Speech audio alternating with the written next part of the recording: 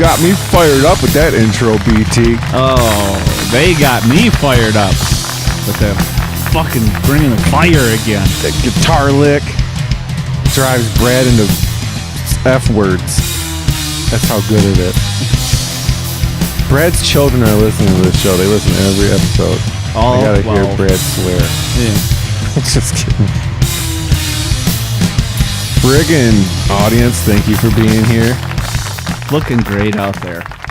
Welcome back for another exciting edition of the Dinner in Hell podcast, the show where two amateur historians talk about the atrocious underbelly of history. I am one of your co-hosts, Brad, the Impaler, and with me, as always, red-blooded American Ron Maiden. That's right, goddammit, it's me. It's true. It's him. Ron Maiden. Some of y'all might know me as Urn Maiden. It's like iron without the letter I. Urn Maiden. That's right. And then some know me as Urn. That's the thing you put your ashes of your grandfather in. It's like a little vase or vase. Yeah, people vase. Sorry yeah, we all know it. Sorry. Yeah, with your fancy fucking French words for it, it's called a people vase. Call me Urn Maiden in my face, see what happens. Brad, you're looking good. Thanks. You too. I have had some work done. His candles are nice touch. It's nice and dim. It's chill. We're doing a chill episode today. Mm-hmm. Yeah. Yeah, well. Oh, yeah.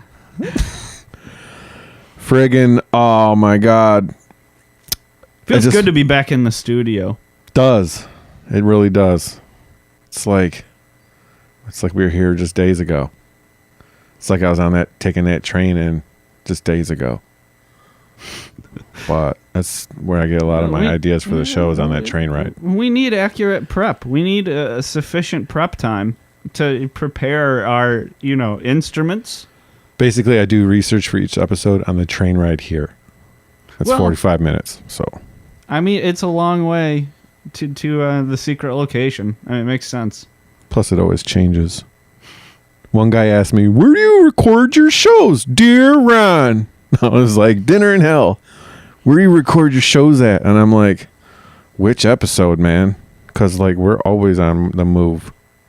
People hunting us down. It's getting so out of hand because the crowds keep growing, and we don't have the friggin' space for everybody, so we have to constantly, it's like a rave party each week. Yeah, and we don't have an endless budget for body doubles and building secret escape hatches in this place. We just don't. So sooner or later. I wear disguise as when I go out in the public, I'll wear a beard, with kind of a longer chin goatee sometimes, which it doesn't even look like me in my pictures on Facebook and Twitter. I look like a totally different person when I go out in public. I mean, I generally spend 3-4 hours after we're done recording getting old age makeup put on by our special effects department here, right? Just so I can get home without the mob tackling you. It's really tough out here for podcasters these days. I think the best part about your whole costume, your public costume, like we're talking about, is your scooter that's charging right now outside the studio booth. Yes. That's awesome scooter, by the way. I got 46 mirrors on there. I like your cooler that you got bungee cord to it. It's nice. It's nice. How else am I going to get my, lunch here? Because we're here for so long that you got to bring a lunch, right? Yeah. Oh, we tape for 4 hours, you guys. You'll get an hour of it. Yeah. Now, if any of this is starting to sound a little narcissistic to you, then you'll be interested in today's topic. And Ron, what might that be? What psychic trauma are we going to unload on our listeners today? Episode 48. Brad, on this episode, we're going to get back into the medical field. Mm-hmm. And what I mean is we did an episode on bloodletting before. Mm-hmm. The barbershop, you go get a tooth pulled and shit. But this episode, we're going to be discussing the treatment of mental health patients throughout history. And to be honest with you, I thought this episode, without seeing the notes for the show, I thought, man, this is going to be like a bummer episode, kind of like our Ling Chi or our Holocaust shit. I thought, man, I'm really hoping. I didn't say I was really hoping anything, but I was just thinking, I was nervous about the darkness. But then, like, after reading through what we got in store, I think it's really gonna be like a snappy little number. It's not gonna be gonna be that bad. It's gonna be more fucked up than bad. Yeah, I mean, we're not gonna be talking about patients shackled to walls, are we? We're gonna touch on it. Yeah, we'll touch on it. I figured because this is something that touches, I'll be serious for 1 minute right off the top. I figured kind of because this subject is something that touches a lot of people's lives, that I didn't use too many specifics when I was going into this. I tried to keep everything a little bit more abstract, just because this shit sucks and it's not over. Usually stuff we're talking about is like long gone. You know what I mean? Like when we talk about serial killers, they're already dead. When we talk about some horrible execution method, most of the time they're not doing it anymore. But mental health and mental illness and all of the surrounding issues affect lots of people's lives. So I figured this is it's abstract. It's good. There's good stuff. There's some fucked up shit in here, but hopefully it doesn't, Yeah. I was thinking, that have we done anyone that's alive yet still? And we have not, I don't believe, but we had talked about doing the Becoming Charles Manson episode, like we did, like Becoming Hitler, like from childhood to like infamous fame. Like I wouldn't want to say fame, but he's famous for something. Yeah, like he's still alive. What got him there? Like even barely. Even touch on the fact that he wrote and recorded some sweet songs and stuff. Like the Beach Boys stole a song from him, right? Yeah. Like that'd be a cool episode. But so this is this episode topic is a topic that, like Brad said, still is happening. I mean, this hasn't gone away. People are doing electroshock therapy is still going on all the time, like every day. Yes, it's normal and effective. Yeah, actually, but it works. We'll get to it. You'll see. And this was also a topic that was requested. This was requested from social media. So you request something, you communicate with us, we bump it up to the top of the freaking stack of ideas. We'll probably do it. Yeah, we got Blood Eagle coming by someone mentioning it online. So just mention it. We'll move it in. Before we get going, I just want to say if you think this subject might be a little bit of a bummer, at the end of the episode we're going to do a first name last name game where we're going to ask Brad, we're going to give Brad clues, 2 different clues, and he has to come up with a name. I'm going to be the contestant. And see how well Brad, that's all going to be Dinner in Hell themed names that we've mentioned on the show. It should be fun. The little dash of pop culture. We'll see you there.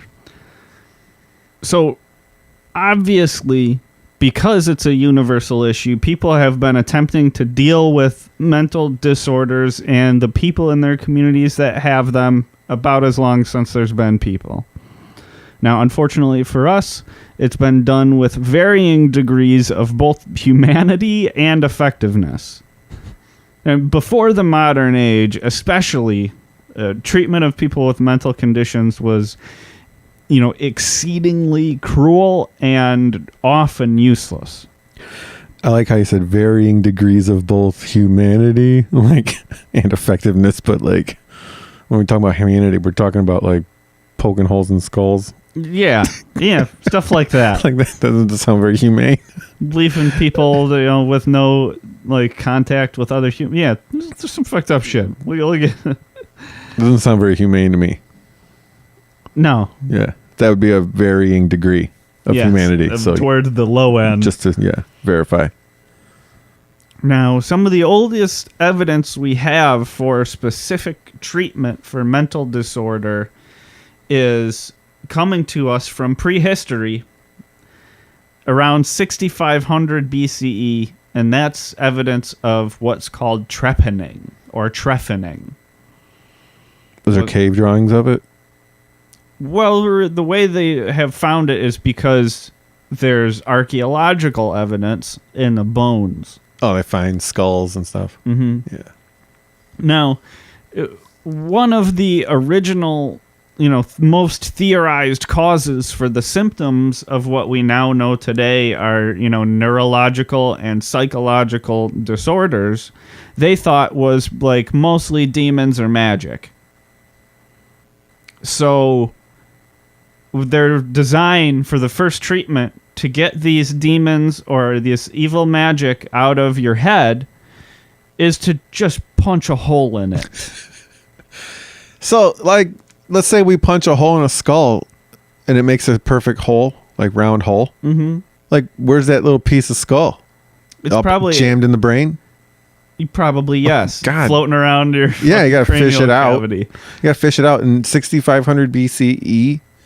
You think they got soap and water, right? Well, maybe if they're using, say, like a flint knife. No, they definitely did not have soap. This is how tough humans were back then, man. Like to be able to fight that kind of. They probably had a flint knife, and they'd more likely break a piece of the skull and then lift it out. Or maybe like a deer antler, like a bone. Yeah, it could be something like that. Yeah, but they can probably break the piece and then take it. They can probably get it out. Yeah. I mean, the pictures I saw, it's not a tiny hole. It's not like they had power drills and shit. They have like a rock that they're doing the surgery. Oh, it's not like the size of like an American dime.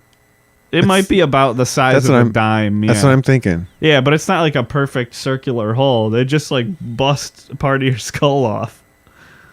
And then, that way the demons can escape. Oh, man.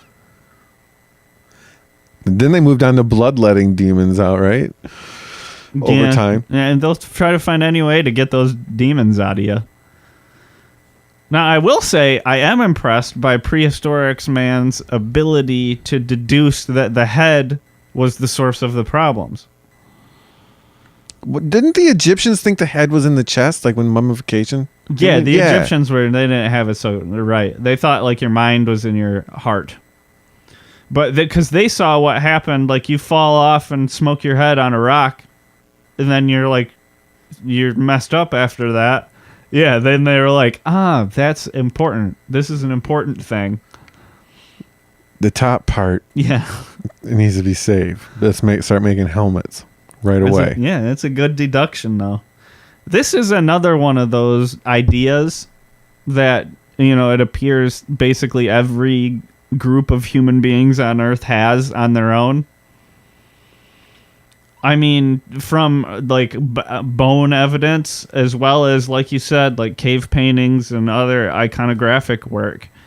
You're saying other cultures around the world did the same thing? They found it. Oh yeah, they all were like, "We'll just put a hole in it so the demons can get out." I mean, they found evidence of that shit in like modern day France, all the way to Siberia, all the way to like the pre-Incan cultures of the Andes. Everywhere. People everywhere were busting holes in skulls trying to let them out. Try to imagine pre-Incan culture in the Andes. Oh my God. Like they weren't eating people. Like it wasn't normal. People were just eating people all the time. Yeah. What? It's like places crawling with animals. They're like, we just love people. We just love eating people meat. Yeah, once you get a taste for it, it's just you can't go back. Now there's only like one cannibal tribe in South America in that movie, Green Emerald. There's a movie called Green Inferno. Green Inferno. It's like, holy shit, if anyone sees that one. It's like a throwback to like Cannibal Holocaust and shit like God. that. Have you seen it? I haven't seen the Green Inferno, but I've seen Cannibal Holocaust. I'll say this. I've had enough of cannibal movies after that one. That one was I never enough. seen that. Don't you especially do not want to watch it.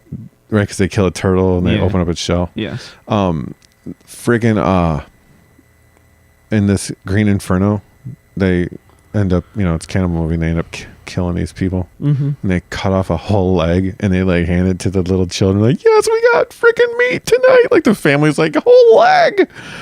They just watched their friend get their leg chopped off.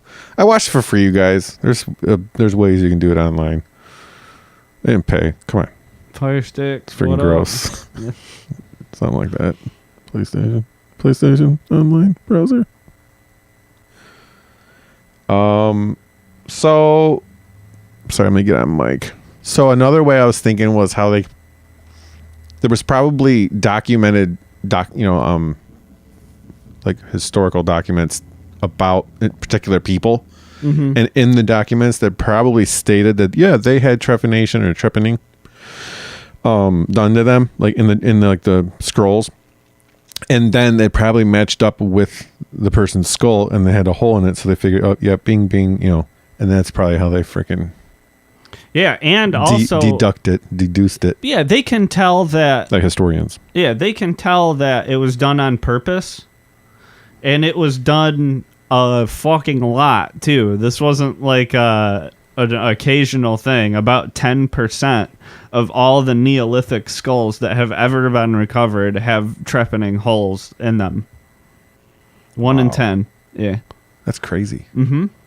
I mean, and they're not arrow wounds? No. They're all done as, like, they can tell it's like a careful, like, wasn't the procedure. First arrow was like 1771? Or before white man? Would have been way, way before that. Well, when did white man come across the sea? That's when that's when the arrow was invented, right? No. I'm just kidding. No, they already had guns by then. I know, I'm just messing. Cool. Yeah, I should know better. That's my straight face bullshit. So, trepanning sounds ridiculous, right? Ludicrous that this medical practice of the cavemen. Well, Europeans were still doing this to people during the Renaissance. So we're talking like 6500 BCE, to like the year 1600. Yeah. Yeah, they're still doing this to people in the fucking Renaissance. Well, but the real crazy thing is, they are also still doing this today. Really? Yes. Some people do it voluntarily. Some people have it done to them involuntarily. We'll probably get around to Jeffrey Dahmer at some point. Good Lord. And then it is actually effective in the cases of traumatic brain injury. There's no demons to let out of your brain, but there very well can be pressure and fluid to be let out of your brain. Yeah. So they will actually still to this day trip on people with severe traumatic brain injuries. Yeah. And it will possibly save their lives. When people have a head wound, their brain swells. Yeah. Yep. Yeah. As a proud owner of several traumatic brain injuries. What about aneurysms? Does it help with that? No. I think an aneurysm is like, you're done. I think there's I don't think there's anything that can be done about it. I think there's two. There's one that you're done and one that you're like fucked for life. Oh, I don't know. Yeah, I think you want the one that you're done. You don't want to be. Because on Dinner in Hell, we want the quick way. Yeah, I don't want the like decades of vegetable life. Think how dirty the utensils were, though, in these freaking... Yeah, a stone, a rock. It's like the dirtiest thing that there is. It's like... it's almost as dirty as dirt. It lives in the dirt. You said 12% of skulls found? 10% of all skulls found from that era had trepanning. Yeah. So it was like, I don't feel good. It's like, well, let's just pop a hole in there, see if you feel better. The same stone did them all. They all got caveman HIV. There's one caveman trepan surgeon in the entire world that everyone has to walk to. The one caveman with the caveman HIV beats it, and he's like owns like 26 Burger Kings and like 42 movie theaters and like part owner of the Lakers. Is that magic? Has a winning smile. Former talk show host. It's almost like, well, now I think AIDS, I don't even think it's a big deal anymore. Former Spartan. It's cured.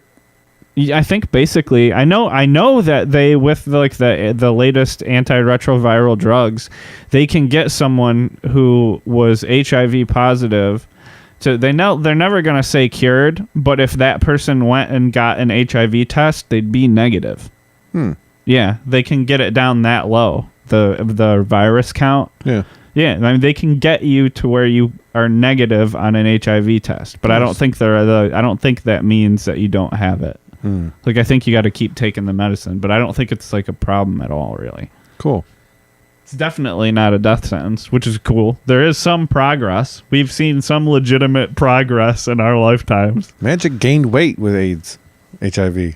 Well, I don't know about AIDS. I think if you have the actual immunodeficiency like part of it, I think you're fucked. But I think they're like you can get way ahead of that now.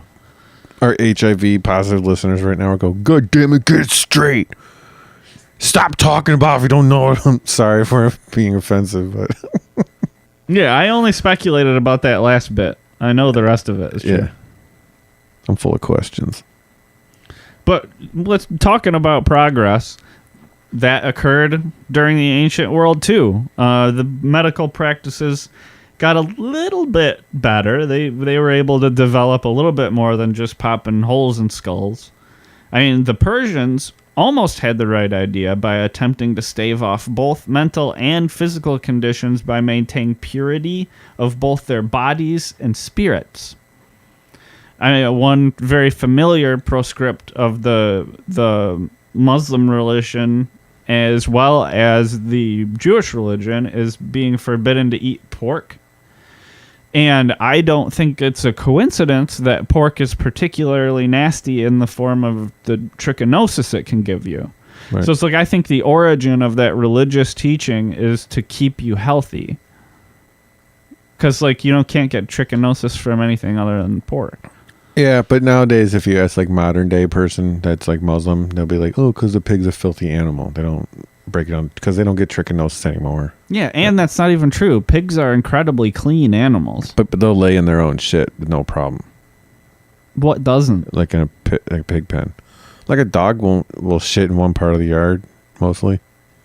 You've never seen a dog roll in shit on purpose? I've seen it, but pigs will literally... Come on, there's a big difference between a dog being stupid one time.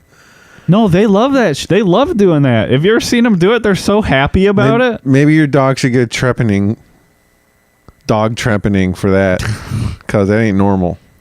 Don't you ever threaten Petronius the Arbiter in front of me again. Don't you ever mention my personal life. I'll use his real name because he is above all reproach.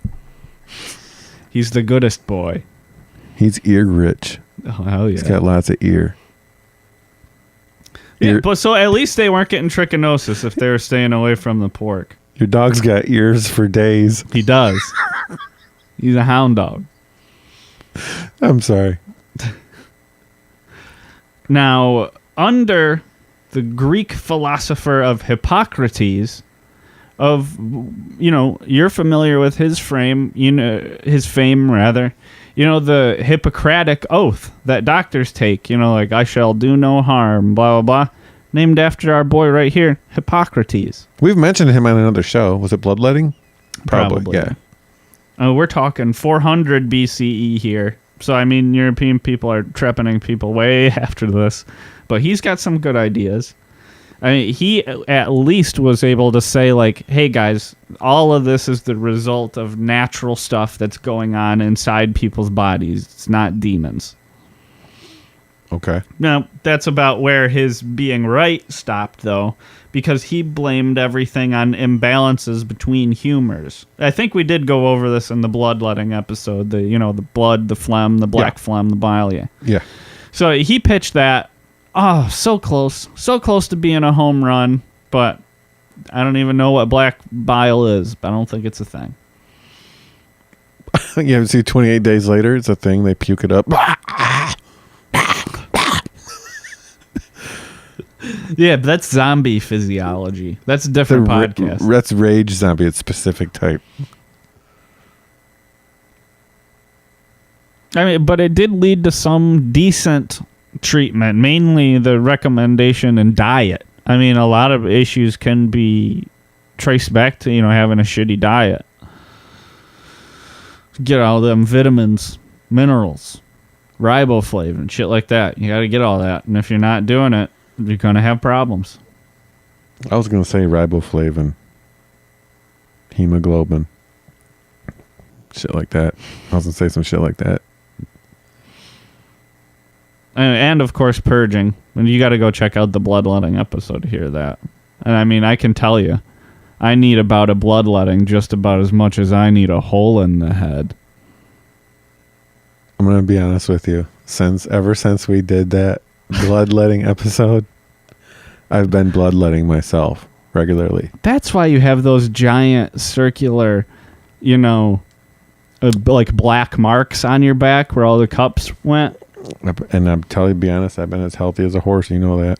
Haven't been sick since I started. True. Try it, you guys. Bloodletting. Get a bowl. Poke a hole in your vein. Catch the fountain of blood in the bowl. Have someone help you. It works better if you do it from a farther distance.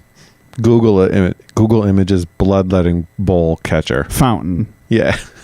3-point distance. It's all drawings. It's not. In quotations from downtown. If you watch, even if you watch like Bizarre Foods, there'll be times where he's like in Nigeria or like Ethiopia, and they like shoot a dart or like an arrow through the goat's neck, and they catch the blood, and then they kill the goat and skin and eat it, whatever. Mm-hmm. But then there's like the ladies are like whipping the blood up. Oh, you gotta keep stirring it, or else it'll freaking jelly up, Like yeah, or like they won't kill the cow; they'll just take like some the blood from it every day. And cork it. Yeah, I think I saw that Put same some one. chewing gum over it, stick it on there, big league chew, just freaking. Yeah, and then they make. I think it was a drink with fermented milk mixed with it. Sounds off. It's to prove you're a man or something. Like you get. So it's part of that. I think. Yeah. And Zimmern's like, woo, I fucking have this like on a Tuesday afternoon. Chugs it, no problem. Like, I gotta tell you, this is a little bit more bloody than I'm used to. Yeah, like, how the fuck do you live your life, dude? He's like doing that face. Oh, the iron and the fresh milk combined, the cream of the fresh milk and the irony metallic taste of the blood. Really one of a kind. And you're like, how the fuck are you not puking your eyeballs out now? This is probably my 100th time drinking blood, you guys. Like I may have had some blood sausage. I love watching that show because I have such a food issue. Like for me, that's like my like fear factor is him eating like stinky tofu. And I'm like, oh no! Or like have you ever seen him when they went to Vietnam and he got the eggs with the baby duck in it, and he was just like 1,000-year-old egg. It's been buried in clay for like a year. Yeah, and he's just like fucking down the hatch. I'm gonna eat this whole bird, bones and all. Salty. Yeah. Bones, crunching. He's like biting through it. Gag me. How the fuck do you put that? I don't know. I eat some weird shit though. Like people have said it's bizarre to eat frogs, but if I see frog legs on the menu, it's going down. Yeah, I'm with you. I like good frog legs. I like frogs too, personally. I like frogs. They're cool. Yeah, they seem cool to me. I'm not above eating one of their legs though. I like pigs. If I see a pig, I'll like that pig too. But I'll tell you, if you could pick one meat only the rest of your life that you could have, what would it be? Would it be beef product, fish, pork, chicken, turkey, fish again, hippo? Like one thing.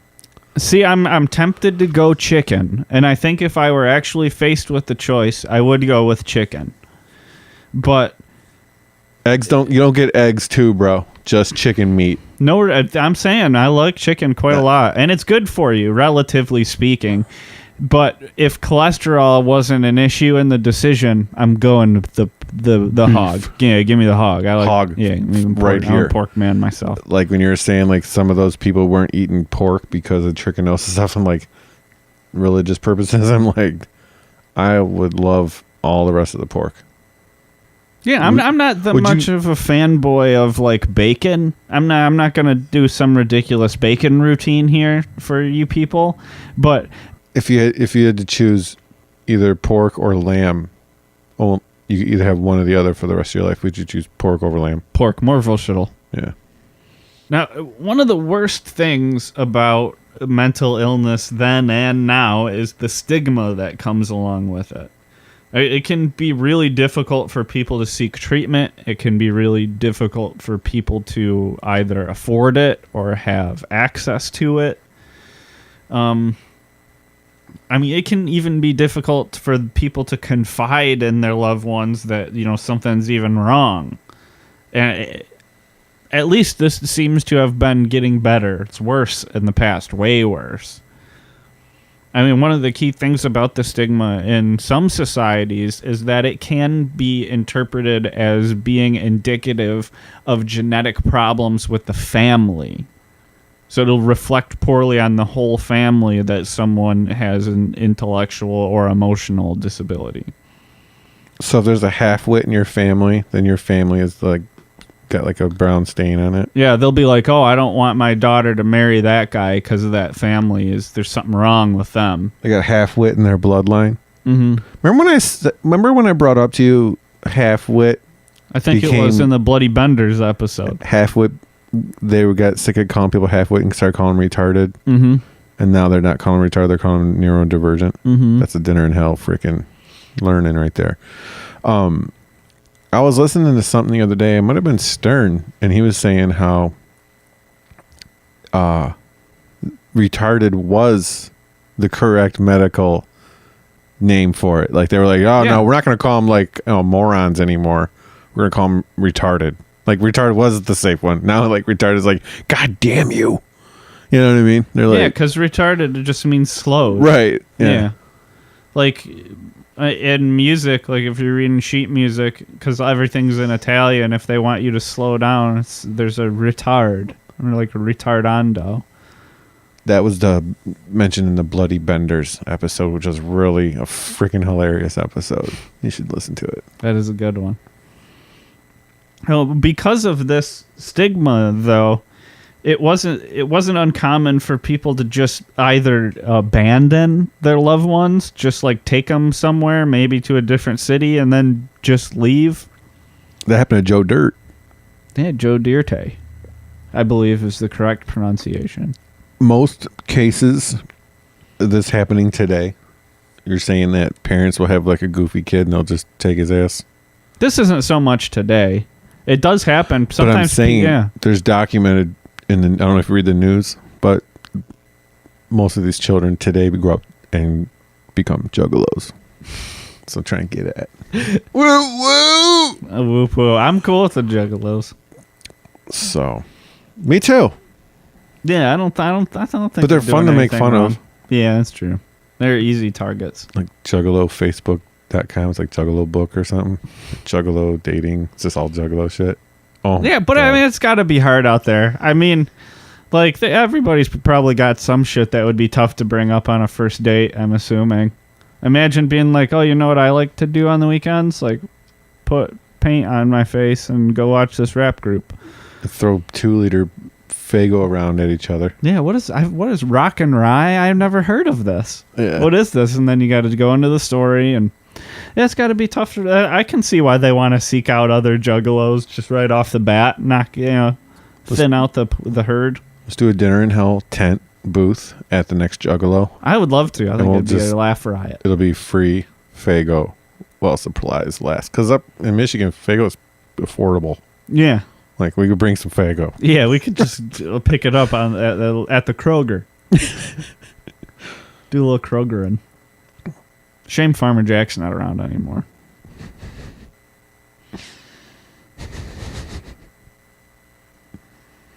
Cause it's always service time. Video Store Rewind sponsor. What up? It's funny. We can't get them. Those guys over there on Video Store Rewind, they have Farmer Jack's as a sponsor every week. No They shit. don't even take our calls. We're coming up on 50 episodes, got 0 sponsors. These guys, like, episode 3, sponsor, bitch. At episode 1, we had freaking Farmer Jack. I'm like, what? I mean, we have plenty of people that want to, but when we started this, we had one target, one advertising target, and that was the homegrown company of Farmer Jack, and we could never get them. Right. It was like AMP or Farmer Jack, and like AMP is like, we don't do podcasts. Farmer Jack's like, we'll think about it. And then they go and do Video Store Rewind show. Fuck you. Yeah, I'm never shopping at Farmer Jack again. Hell no. That's a guarantee. Well, the alternative to abandoning their, children or family members would be to confine them and hide them away from the rest of society so that other people never see them. Like Goonies, the guy. Yes, exactly like Goonies and the tragic tale of Sloth. It's funny because Joe Dirt was dropped off he wasn't mental, though. Yeah, two sides of the same coin. Well, that's maybe debatable. Joe Dirt was just dropped off at the Grand Canyon. His family took off. Yeah, it's two sides of the same coin. Joe Dirt and, who were you just talking? Dude from Goonies. Sloth. His eyes are crooked. Sloth, love, chunk. Who doesn't? I imagine if one or two of those freaking parents probably threw their kid off a few Italian cliffs. Seems like throwing bodies off Italian cliffs was pretty common back then. Yeah, it kind of does, doesn't it? How many episodes have we described or discussed people thrown off cliffs? At least 5, I'd say. Oh, imagine the skeletons at the bottom of cliffs if you go Probably digging. everywhere. Go digging. Get your archaeological shit. Find a cliff in Italy. Boom. Tons of bone fragments. Now, another tough part about this is because there weren't really any places designed to take care of these people who were abandoned on the streets and couldn't find some way to, provide or take care for themselves invariably wind up in prisons. Places where they're in severe danger and they will not be cared for in any sort of appreciable way. Good luck. Hope you live. Yeah, I mean, one really tough part about this still is that it is difficult to get mental health care. And here in the United States, where we're at, for example, it can be very expensive, and not everyone has access to insurance. So the people who don't have access to insurance are also, generally speaking, the most vulnerable people in society. They Right. can't absorb this shit on their own, and that's why, they end up begging for change on the corner. Nice. They can't take care of themselves. You might be driving through the city and see that same guy sitting on that same corner, and you're like, what the fuck's wrong with this guy? Get a fucking life, bro. And it's like, it's because he has no life. He has no family. He is nothing. He is no one. I mean, what we consider, asylums or madhouses or whatever terrible word you want to use to describe it, but at least somewhere designed with the intent to help these people. Looney bin? Yeah, loony bin. They didn't even exist at all in any form until around the 15th century. Walmart? It is a strange place early in the morning or late at night. That's for sure. I mean, people would be placed there because their families couldn't take care of them. But it also seems like they were too burdensome for the people at the facilities because they were almost invariably severely abused and neglected. I don't mean like no concierge service. I mean like shackled by the wrist to a wall naked and left there for, several days with no interaction with any other human beings whatsoever. Except for their bathroom breaks. Nope. What do you mean? No, they didn't get any But of they go, those. excuse me, hello, I have to go poop, Nope, they just sit there until they get brought, a few morsels of probably shitty food again. Not often cleaned or bathed in any sense of the word either. Yeah, getting put into an asylum's real bad. Real bad, especially when you're talking about the 15th century. I mean, it wasn't even uncommon for these people to be displayed as, like, sideshow freaks. I feel bad for the guy on the cover of Iron Maiden, Peace of Mind now. Dude's in a straitjacket, like in a padded room, like just throwing him away in the corner. Poor Eddie. He gets out later. He's in charge of ancient Egypt somehow. It's all good. Okay. Works out for Eddie. Goes through time travel phase after that. Comes back from the dead, gets lightning bolt struck in the forehead. Nice. Okay. Eddie, Iron Maiden. Got it. I mean, there's a pertinent question to the next little section of the episode here, and is being a vegetable preferable to the experience of any number of mental disorders? I'm going to go ahead and probably say no. Having the disorder might be funner than being a boring-ass vegetable. I mean, I'd rather be depressed than a vegetable, that's for sure. I don't know. I'd rather hear voices than be a vegetable. Like, do it. I know you won't like to do it if you don't just do it. I don't. Have you ever heard? What are you talking about? Have you ever seen those videos where it's like, this is what it's like to have like paranoid delusions, and it's like you hear the voices. It's just like stupid, you're stupid. I hate you. You're stupid. Go jump in front of that car. You're stupid. But it's like 30 of them going at once, like, and you can barely, like, some fade in and out. It's crazy. But people are like, yeah, this is what it feels like, kind of. It's terrible. Dude, this made me gave me the chills. Dinner in Hell. Spooky time. Yeah, people should have empathy with people who suffer from that disorder. It's not fun. Well, developed in the early 20th century was a technique which eventually culminated in the awarding of a Nobel Prize to a Portuguese psychiatrist. And, to be fair, this was also controversial at the time. We're talking about lobotomies. Oh, fun. What is that exactly? The process originally involved a trepanning hole, where they'd bust out a piece of the skull first in order to get to the juicy bits inside. Now, the improvement wasn't to not still access the brain.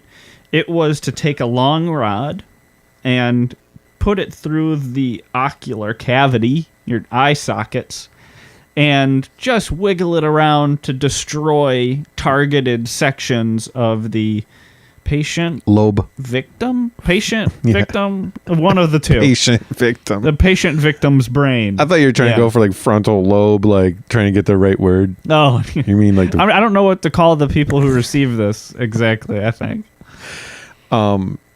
Friggin', I know a guy that does these out of his basement. He's an ex-surgeon. Oh, yeah, but I know. Yeah, but he does good work. He's affordable based on your income. But imagine or the deal with putting that rod through your eye hole. Mm-hmm. So it goes in right where you're in your inner corner of your eye, not your outer, but your inner. Mm-hmm. It goes up in there, and then like you don't really have a lot of feeling, a lot of pain nerves. So it's like they could fuck around all day and you wouldn't really even feel it. I guess the brain doesn't have any nerves or something. No, you probably can't feel what anybody's doing to your brain.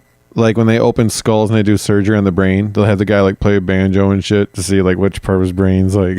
You ever seen those videos? Yeah, they got you because if you're getting brain surgery, you have to stay awake and present the entire time. Yeah.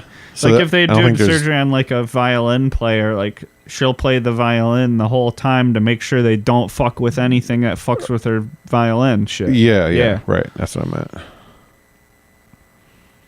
I mean, it was done to alleviate symptoms from mental disorders, but even then, it was fully known that any relief would come at the expense of the patient's personality and intellect. And it may not have treated their illness even, but it would make them easier to care for because they'd be calmer. But, I mean, I hope they were more comfortable afterwards. I hope. I don't know if that's true. But I hope so. Those like caretakers are like, I am sick of dealing with this asshole schizophrenic crazy guy. Yeah, we need to lobotomize his ass so we can finish our card game. God damn it! It'll be easier to deal with him if he's just staring out a window all day. With I mean, what'd you rather do? Chase him around, freaking have to shackle him every other day, or wipe his drool? Think what's easier. Okay, deal now. Shuffle and deal. Well, that's not the only weird treatment to come about in the 20th century, though. There was also pyrotherapy. It's not as bad as it sounds. But it was pretty fucked up. What they would do is give a person, say, a 105-degree fever on purpose for a while. That's got to help, right? How would they do it? Well, there were some drugs that they could administer to get this effect, but it was also done with just putting people in a really hot bath for a really long time. Doing, what's that freaking Fireball whiskey? Yeah, a fireball bath. Drink this bottle, god damn it. Get that fever up. Here's some jambalaya with some andouille sausage. Let's get warmed up. Yeah, get toasted. Now, I'm making fun of this like it's crazy again, but it is effective for treating syphilis. So, I don't know. Maybe I'm the asshole for even including it on this list. I just want to say this does work. This is effective. I can say for myself because I had syphilis one time. That's a personal detail I'm revealing. This was like 3 weeks ago. Knocked it out with a friggin' hot tub bath. Went to the hotel, Holiday Inn, down there. Friggin' down there in friggin' Boardman, Oregon. Holiday Inn. Beautiful out there. Beautiful country. Steam that syphilis right out. So I hope they change that water. I do hope so. And what else? Hey, are you sick of dealing with your patients? But lobotomy, can't get one of those done? Just go ahead and put them to sleep. How? Well, in a lot of cases, patients would be put into daily comas through the injections of large amounts of insulin. Awesome. Doesn't do anything to help anybody, though. Can you do it to yourself at home? Like insulin yourself? I assume you need medical monitoring to make sure you don't die once you're in a coma. You can't just be in a coma and just sleep it out and piss yourself? Yeah, I don't think comas generally go well when they're just left to their own devices. You just crap yourself. And sometimes you need like breathing machines and shit like that. Oh, really? Yeah. Oh, I thought he's just like are out cold, like put food tubes in your throat or something. Well, at least you'd need that.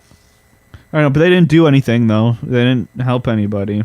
I hope they're lucid dreaming. I heard they would freaking lucid dream out. No shit. I've never had that happen to me. Lucid dreaming? Yeah. Where you control your shit? Never happened. We're running. I probably have like a good 2-3 dreams a year to begin with, so the odds aren't great.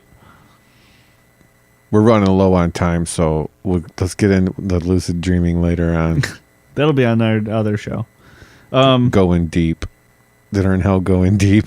Yeah. Lucid dreaming. They adapted the sleep therapy, though, to coincide with another therapy that came about during this period of time. And it was alternating sleep with bouts of electricity. Yep. We're talking electroshock, baby. Electroconvulsive therapy. Hit the button for the electric sound. Nice. Now, inspiration for electrocuting human beings to make them feel better was achieved by Italian psychiatrist Ugo Sarletti when he saw pigs being dosed healthily with electricity to anesthetize them before being slaughtered. So, I mean, just natural to do it to human beings. Also, the pig, his body and organs is very close to humans. Yes, skin very too. Similar. I'm not sure about the brain part. I think I originally learned that from Bill the Butcher in Gangs of New York. Oh, really? Yeah, when he's like, if you want to kill him, you hit him in the kidneys here. And he's like, a pig's man's just like a pig's body is just like a man's body. I can't do that Daniel Day-Lewis accent, though. He's If you want to kill a transcendent. man, you gotta stab him right here. Yeah, there it is. Kink. His eyeball. He's so fucking good in that. Anyway. But that's true, though, too. Also, one more thing about pigs, about this electro. There was an experiment with piglets that were left with their mother to suckle for longer. And then there were piglets that were taken away abruptly, like really early. And they were like more like socially different than the ones that were like with mom longer. Like angrier? It's like sad, yeah. Yeah. So they do have like emotion like that. Mm-hmm. Pigs. That's definitely true. Pigs And I love, they're again, smarter than dogs. and they have great tasting ribs. Delicious. Now, the electricity is used to induce a seizure. The patient would be strained so as to, not hurt themselves, and then electrodes would be placed on the patient's head through which electricity will be passed, causing them to seize. Here's the thing, though. After he finally got approval to try it on people suffering from schizophrenia, their improvement after their treatment was very staggering. It was much better than new medical stuff generally achieves. So again, I'm talking about how fucked up this is, and it kind of works. It is very successful. I talked to this guy who was like studying to be a psychiatrist. Mm-hmm. He's saying how they had an old man that lost his wife The old man was just bedridden, gave up on life, wasn't eating, lost 40 pounds, wouldn't even like drink, nothing. So he was like immobile, whatever. I don't know. And then they gave him shock treatment. He was up and back to normal, and like, boom. It's like really effective. Yeah, it can work really well for some people. I mean, the fucked up thing about this, I guess, is along with some of the other treatments like lobotomies, lots and lots of people got them who did not need them. Yeah. Yeah, I mean, these were therapies that were also in another installment of why it's fucked up to be a woman, why it sucks, is they were inordinately given to women. Just because they're like PMSing, like, get her in there, zap her. Yeah, chill. Like if I mean, that's a problem that women have to face still, is if they're legitimately angry about something, the first thing anybody's going to do is just call them crazy. She wants to fight. She just wants to fight. Yeah, but she's like, in reality, pissed because like you crashed the car driving drunk or something. Like she's got a legitimate reason to be mad, and then they'll be like, you're fucking crazy. Yeah, it's women have to deal with that. It sucks. But at least getting called crazy now is marginally better than getting lobotomized in the fucking Middle Ages. Nowadays, when you get electroshock, you are out cold, like for surgery, and it's done like in a operating room. Yeah, and they have drugs that can paralyze your body so you don't thrash around and hurt yourself when you're having the seizure. And now they have, advanced monitoring to where they can control that shit way better and, make it a much more therapeutic usage. I mean, it did fall out of favor during the 60s and the 70s, though, because at that point, medicines began to be much more effective. I mean, it's sort of making a comeback, though. Here, 150,000 people a year in the United States do receive electroconvulsive therapy still. Should be pointed out, though, that both Ernest Hemingway and Sylvia Plath still committed suicide after both receiving the treatment. But they both had electroshock therapy. They both commit suicide after? Yeah. But two famous writers had it. I don't know. I thought that was interesting. Yeah. So we hope you enjoyed the episode of the history of treatment of mental health. Yeah, still patients. Not great, but it's better. We're hoping it keeps improving. I have a game I want to play with you today. Yeah, we're gonna head out on a little bit of a game here that Ron's prepared. We want to try to get through a couple rounds of this game I got for Brad. It's just the first name, last game. You've heard this on other shows. We're not the ones that made this up. We didn't write this. I'm gonna try to guess. So basically, I'll say, like, for example, I'll say, like, the Russian mistake of nature that led the Huns to sack multiple cities. And Brad, you'd say? Andrei Chikatilo the Hun? Right. Perfect. Okay, he knew that one. The good acting, Brad, by the way. Thank you. So if you want to try to play at home, if you know our show, you might be able to guess some of these. But let's try to get to some of these, okay? All right, yeah. Okay.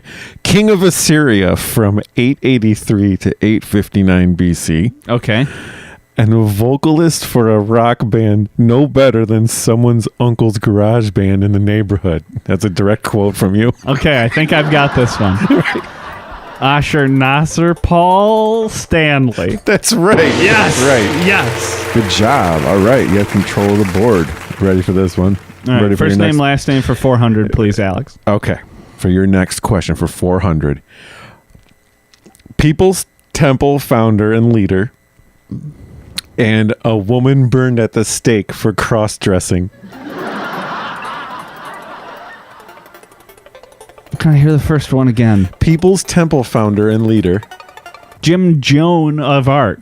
That's right. You are correct, BT. And next, are you ready for the next one? Let's keep it going, Alex. Okay. First name, last name for 600, please. You got the name wrong, though. You're looking at me. I'm in the room. Call me Alex again. I ain't no fucking Trebek Canadian piece of shit. It's because I wish that you were in control of that show because you wouldn't be such a smug asshole. God damn. I was just trying to carry the Jeopardy bit. I know who you are. I wish he would just stop it when you learn about him and his opinions. Often revered as a great mathematician and scientist, and a man with a 12-inch mystical Russian penis. Pythagoras-Sputin. That's correct, Yes! BT. Yes! Brad the Impaler, we're going to keep going and see if you can get all of these. Okay, let's go. Gladiator slave that refused the rudis 4 times. And an 1870s woman known as She-Devil. Flama Bender. That's correct. Boom! The Bloody Bender episode. Oh, that was a tough one. I really had to dig deep. Gladiation episode. Are these good? You like these? Yeah, these are really good. Okay. Episode titled Discussing Immurement and Jim Jones' home state. Walled, Indiana. That is correct. I'm having the so much crowd. fun. I love this. The crowd loves it. The audience. Okay, here we go. Known as a bad slave owner among slave owners. I mean, shit. I mean, if you're known as a bad slave owner among slave owners, that's a bad slave owner. And an emperor of Rome that enjoyed swimming with minnows. This is one where I had to reach. Madame Marie Delphine Lalaurie. Close. Is Madame Caligula. No, it's Madame Caligulalery. Caligulalery. Yeah, I didn't go for the whole Delphine shit. Her name was Delphine too. Yeah, that wasn't her name. Woman responsible for creating the monster Nero. And a frozen pineapple adult beverage. Oh, God. Oh, her name's right on the tip of my tongue. There was a younger sister that had the same name, some bullshit like that in that weird-ass family. Well, the second part is the frozen pineapple adult beverage. Well, another... I don't drink alcohol. It's been But while this is a since I've had well-known... cocktail. This is a well-known thing, like a vacation. Peen...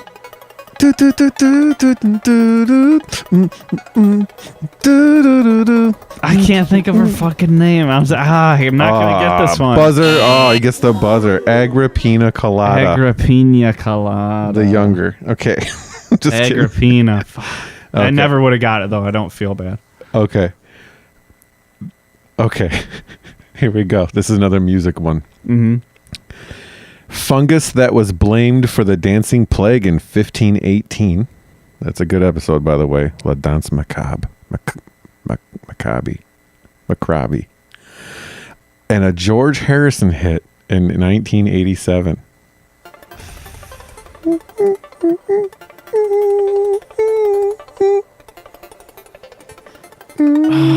The only I can think of the Yersinia pestis, but I know that's the Black Plague. It's gonna take time. Hold on. Shit, I can't think of it.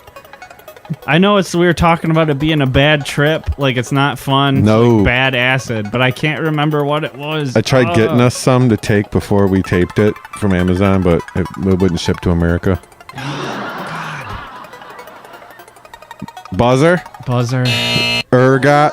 God, My damn it. mindset on you. Oh, God. All you gotta do is get the second part. I got my mindset on you. Got my mindset on you. I was thinking the song was called "Set on You," so I was trying to think of something that ended with "set." Gotcha. Damn. Cool. Maybe it is. I don't know. I just made this part up. I'm not a professional game show question maker, but These are great. These are all great. Oh, though. cool. Yeah, these are all really The good. Dinner in Hell team and I. When I'm missing them, I feel like it's my fault. So it feels like a fair game. You know what I mean? I got 2 more. Okay. 2 more. The first execution method to really disturb us, and a comedy duo from the 70s and 80s that were known for marijuana-based humor.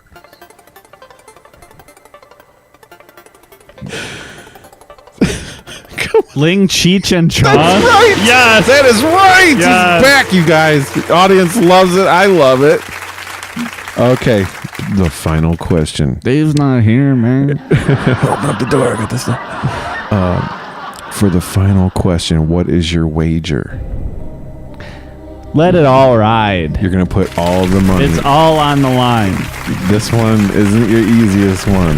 This Okay. one is a reacher. Both of these have been mentioned on our show. Okay.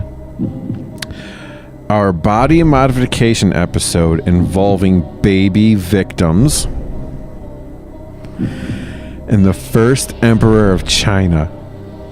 Oh. Quiet. Cranial deformation Shi Huang. Dinner in hell! Hit that gong for me. Nice job. So I feel incredible. The audience. Oh, I'm really feeling the love now. Thanks, Ron, for having such a great game. 10 questions. I think you got 2 wrong. I feel Ergot. pretty damn good about that. Got my mind set on you and La La Ree because it was funky, but you knew the 2 people. Yeah, 80% C average. Yeah. Feels about right for our show. Next episode, what are we talking about? Do we know? Head hunting up next. That should be a good one. Yeah, next episode we will be talking about head hunting. Mm-hmm. We've got some good stuff in the pipeline after that too. And then following that will be episode 50, which will be a very special episode 50 for everyone because that'll be around a year for us at episode 50. Well, we're gonna count that as our year. Yeah. Our year anniversary. A big milestone, I think. Yeah. 50 is like a milestone. Mm-hmm. Hell yeah. You know what I noticed? A lot of podcasts aren't weekly. We're weekly. Yeah, some of them do 2 a week. Some Yeah. of them are once every 2 weeks. Some What's of the them hold up? they're like Hardcore History with Dan Carlin's like once every 4 months. Well, okay. It's well freaking researched. And Oh, planned that's out. like, yeah, that dude, he'll continually say he's not a historian, but he knows way more. He's a better amateur historian than me, maybe. Yeah. I'll just go ahead and admit that. Well, I don't think he's as funny as I am, though. Hell no. So, hey, Carlin, I know you listen to this shit. not many amateur historians are. Yeah. Well, what are you going to do? Thank you so much to the audience for being here tonight. They look incredible. Maybe you should tell them where to find us on Soch. Yes, if you have a request for an episode you would like to hear, feel free to hit us up on Twitter at Dinner in Hell Pod. We are on Facebook, SoundCloud, YouTube. Email us at dinnerinhellpodcast@gmail.com. Please don't forget to rate and subscribe on iTunes. Hit that gong again. Hit that motherfucking gong. Bang that gong again to the music. Bang the gong to the music. 80%. That's my battle cry. Nice. Thank you, audience. Thank you, Brad. Thank you. Good night.